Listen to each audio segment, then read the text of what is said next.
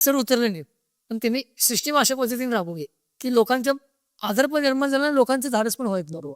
त्याच्यानंतर ओमप्रकाश दिवटे नावाचे आयुक्त आले. स्थानिक लोकप्रतिनिधीशी त्यांच्या जे पूर्ण कारकिर्दी होती तोपर्यंत जमला नाही आणि शेवटी स्थानिक लोकप्रतिनिधीच त्यांची बदली केली बरोबर. आणि आपल्या मर्जीतले आयुक्त आत्ताच्या पल्लवी पाटील हे आणून बसवल्या.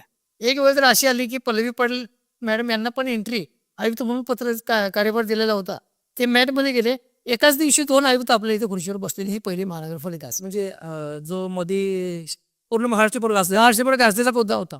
दिवटे सर आणि पल्लवी मॅडम यांच्या जो कायदेशीर पेच तयार त्याचा होता. त्याच्यानंतर निवडणूक पार पडली लोकसभेची आणि मग ह्यांचे अधिकार काढून घेतले दिवटे साहेबांची.